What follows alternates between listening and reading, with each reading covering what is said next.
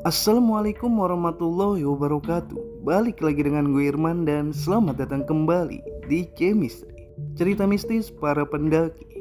Apa kabar kalian hari ini? Semoga sehat-sehat selalu, dilancarkan rezekinya dan selalu dalam lindungan Allah Subhanahu wa Ta'ala.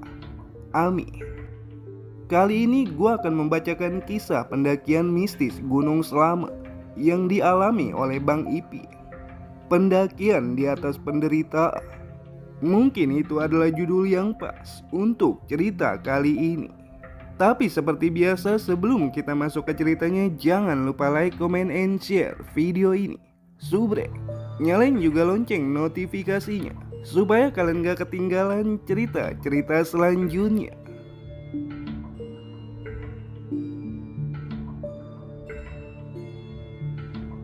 Kenalin, nama gue Ipi. Cerita ini bermula di bulan Februari di tahun 2022. Kalian ikut ya, ajak Febri yang memohon. Sekali ini aja. Dulu pas di Cermai juga lu bilang gini. Jawab Dio, ini yang terakhir deh, gua ada teman yang mau ikut bareng. Febri mengajak kami untuk mendaki Gunung Slamet. Padahal libur kuliah akan berakhir 10 hari lagi. Ngapain jadi pada ngeliatin gua? Ucap gua yang salty ketika semua mata tertuju ke arah gua. Kami pun kembali berdebat di angkringan Pak Deyanto ini. Febri terus memohon agar kami ikut dalam pendakiannya bersama teman-teman lainnya. Dan setelah sekian purnama kami berdebat, akhirnya kami memutuskan untuk ikut dalam pendakian ini. Kami meminta izin kepada orang tua masing-masing di waktu itu juga. Walaupun susah mendapatkan izin, pada akhirnya kami diizinkan juga oleh orang tua kami. Kami berangkat pada sore harinya. Pendakian kali ini benar-benar mendadak.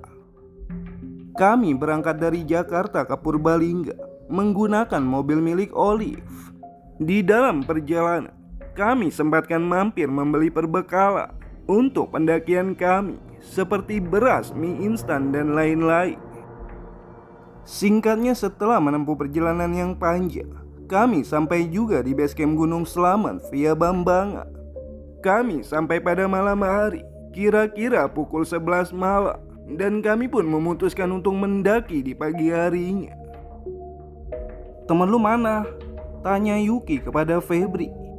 Bentar, masih di jalan, jawab Febri. Dan setelah menunggu cukup lama, teman-teman Febri tidak juga datang, sehingga kami ketiduran di area base camp ini karena kelelahan dalam perjalanan. Singkatnya, keesokan harinya, pagi pun tiba. Pagi yang dingin. Perlahan gue pun membuka kedua mata. Dan setelah gue membuka mata ini, terdapat selimut di tubuh gue. Selimut siapa nih? Sedangkan hanya ada Dion di mari. Gua pun segera membangunkan Dio dan mencari keberadaan teman-teman yang lainnya. Dari kejauhan, gua melihat Olive dan yang lainnya sedang asing mengobrol dengan orang yang belum pernah gua temui sebelumnya. Lantas gua sama Dion pun segera menghampiri mereka. Yo, good morning gengs, ucap Dion sambil menguap. Nih teman yang gue maksud, ucap Febri sembari menunjuk 5 orang yang belum gue kenali ini. Dari logatnya aja, udah ketebak kalau mereka ada yang dari Jawa dan juga Sunda. Gue dan Dion pun berkenalan dengan mereka. Nama mereka adalah Akmal, Riza, Milka, Eko, dan Mawa. Sementara umur kami terpaut 3 tahun lebih muda dari mereka. Ya, ini adalah awal mula bertemunya gua dengan Akmal. Sebelum kami menjadi teman yang akrab seperti sekarang ini, beberapa gunung sudah gua daki bersamanya. Dan setelah mengobrol cukup lama, kami memutuskan untuk segera sarapan sebelum melakukan pendakian. Dan inilah awal mula terjadinya sumber masalah. Kami makan di sebuah warung dekat base camp. Kami makan seadanya, yaitu nasi dengan lauk sayur-sayuran. Tak lupa juga tempe dan rempeyek. Rempeyek ini adalah awal dari masalah dalam pendakian ini, yang tanpa disengaja Gua mengunyah rempeyek yang keras bener sampai membuat sakit gigi gua kambuh. Kurang asem, ucap gua ketika gigi gua sakit gara-gara rempeyek tadi. Jadi gigi geraham gua nih tumbuh, padahal gigi lama masih ada. Kalau lagi sakit, bukan main rasanya.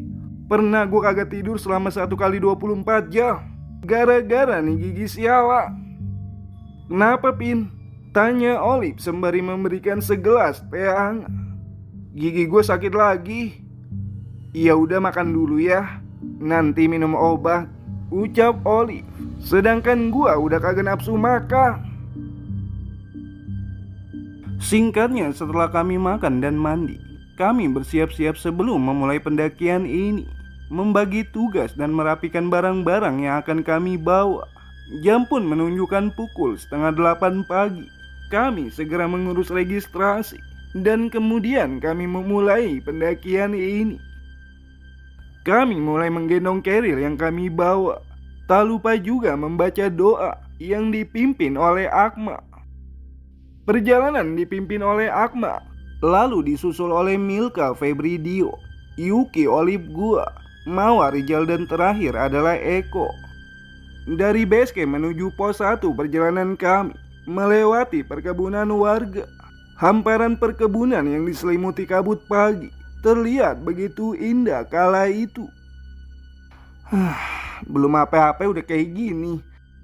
Iya, apalagi puncaknya, sambung Olive. Berbeda dengan bayangan gua sebelumnya, ternyata di mari banyak kang ojek yang menawarkan jasanya. Aslinya sih, gua pengen naik ojek aja sampai puncak. Tapi dengan berat hati, kami menolak tawaran sang bapak ojek. Sementara sakit gigi yang tadi kagak begitu kerasa, tiba-tiba berubah menjadi sakit gigi yang begitu menyiksa. Ditambah udara yang sangat dingin menembus pipi dan mengenai gigi ini. Dalam perjalanan kami asing mengobrol, tapi kagak dengan gua. Gua hanya diam sembari memegangi pipi. Cenut-cenut banget dah rasanya. Pendakian yang harusnya penuh kegembiraan kini berubah menjadi pendakian penuh penderitaan. Pengen banget rasanya gue pulang, terus tidur di kamar seharian. Nyesel pernah bilang mending sakit gigi daripada sakit hati. Tapi kenyataannya sama-sama sakit. Sementara kami sudah melewati perkebunan warga. Setelah itu jalur yang kami lewati cukup menanjak, yang membutuhkan tenaga ekstra untuk melewatinya.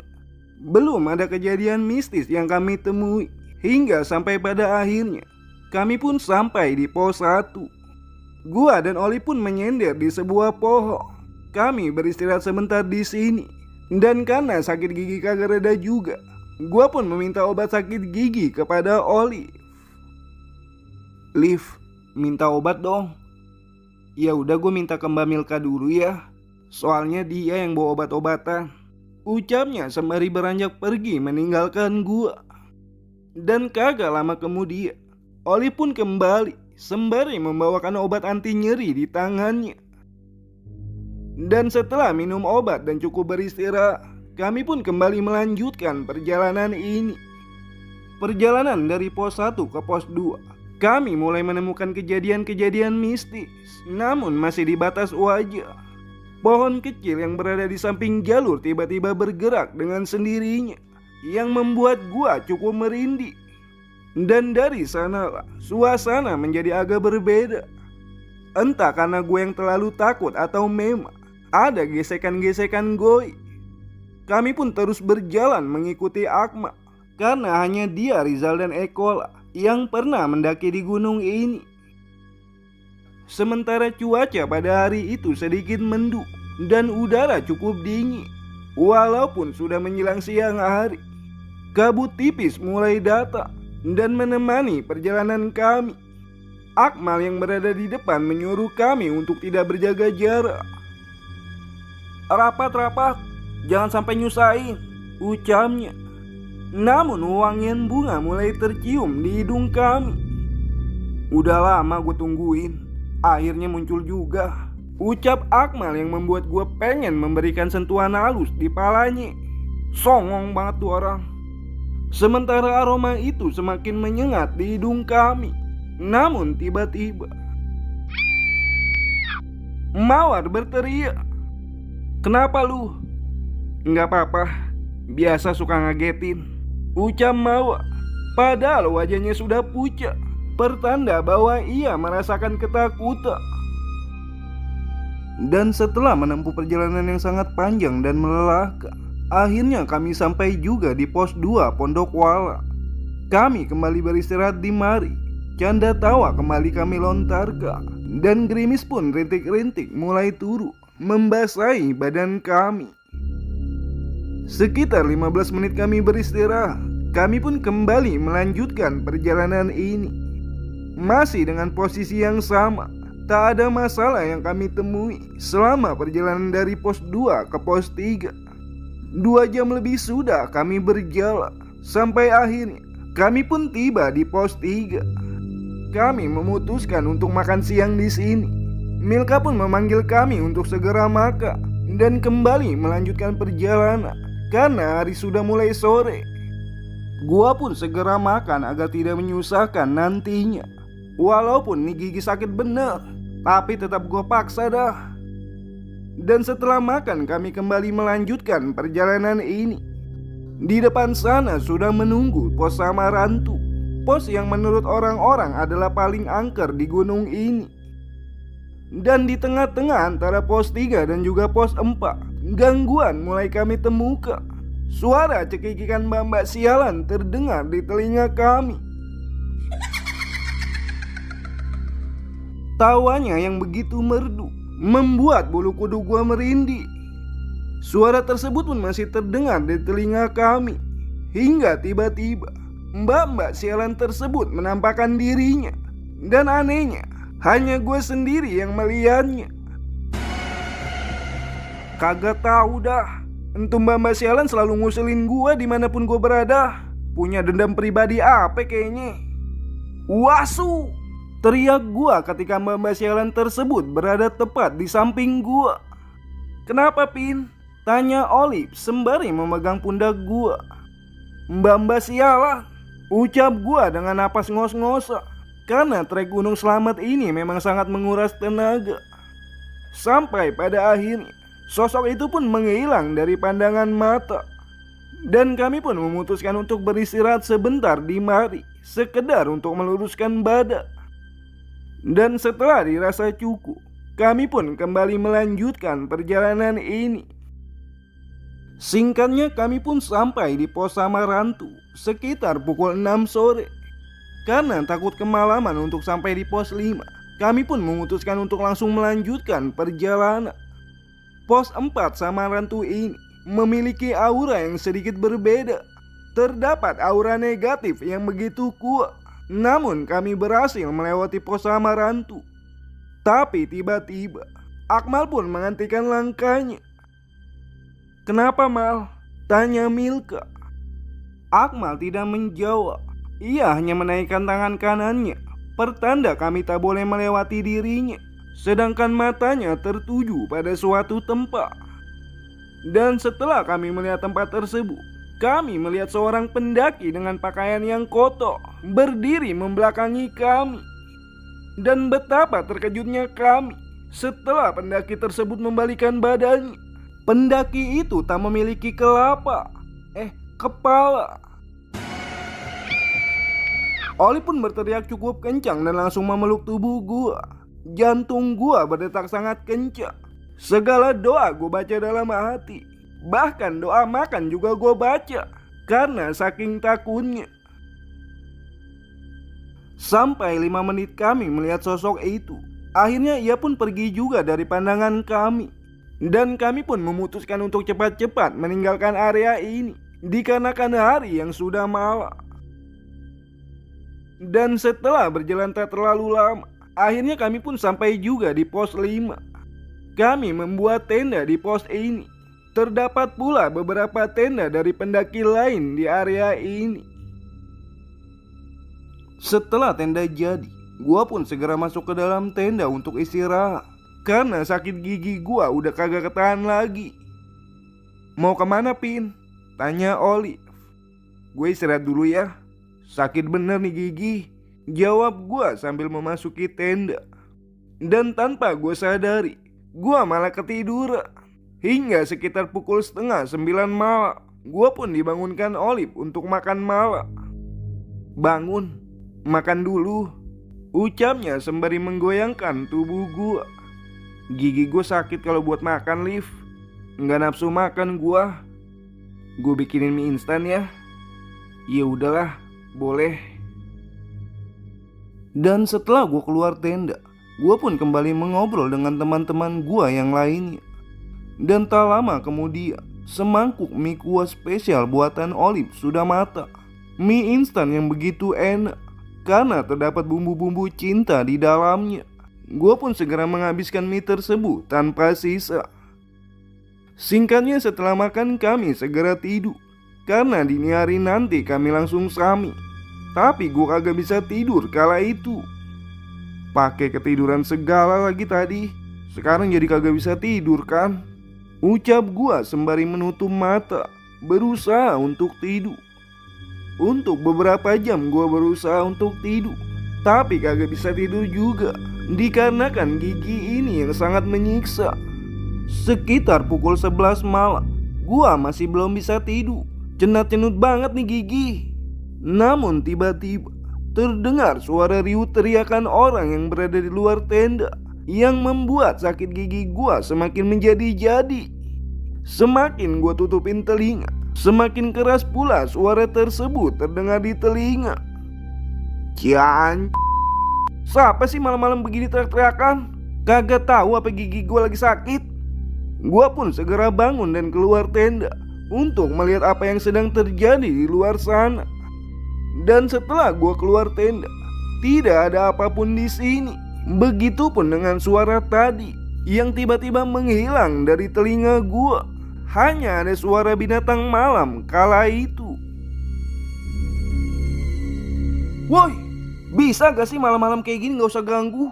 Gigi gua lagi sakit," ucap gua yang emosi. Nyari mati dah gua. Pakai gua teriakin segala penghuni makhluk di mari. Bodoh amat dah. Kesel banget gua habisan. Dan karena gue gak bisa tidur, gue pun memutuskan untuk duduk sebentar di luaran tenda, walaupun angin lumayan kencang. Dan entah kenapa gue malah takut sendiri sama omongan gue tadi. Khawatir kalau akan berdampak buruk pada pendakian ini. "Duh, ngapunten mbah, saya gak bermaksud menyinggung," ucap gue ketika perasaan gue tiba-tiba kagak enak. Dan gue pun segera masuk ke dalam tenda karena sudah merinding.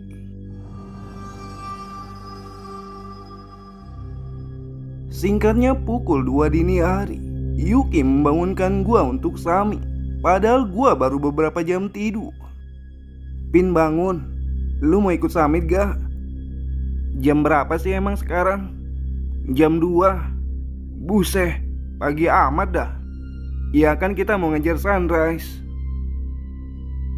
Kami pun segera keluar tenda untuk makan, karena perjalanan menuju puncak cukup panjang dan melelahkan. Setelah kami makan, kami memulai perjalanan ini. Perjalanan kali ini bersamaan dengan salah satu rombongan lainnya. Mereka berjumlah 6 orang. Perjalanan dari pos 5 sampai pos 9 Pelawangan tidak ada kendala, hanya udara dingin yang teramat dingin. Setibanya kami di pos 9 Pelawangan, pemandangan mentari terbit terlihat begitu indah. Terlihat pula gunung-gunung lain yang terhampar dari area ini, seperti Sindoro Sumbing dan juga Gunung Pra. Setelah puas menikmati pemandangan yang begitu indah ini, kami memutuskan untuk melanjutkan perjalanan.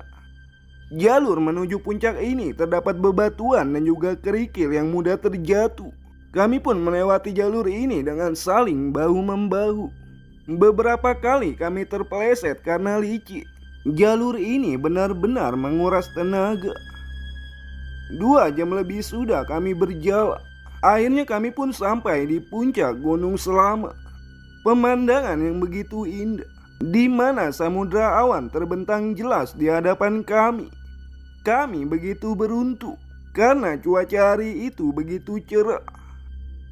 Sementara Akmal dan Milka terlihat bermesraan sembari menikmati indahnya alam. Iri terasa di hati ini. Duh Gusti, kapan gue bisa kayak mereka? Ucap gua dalam hati. Tapi tiba-tiba Olive menghampiri gua dan menyenderkan kepalanya di bahu gua. Kedekatan tanpa adanya sebuah hubungan, atau bisa dibilang TTE, teman tapi mau. Bagus banget ya Pin. Iye, apalagi ada elu.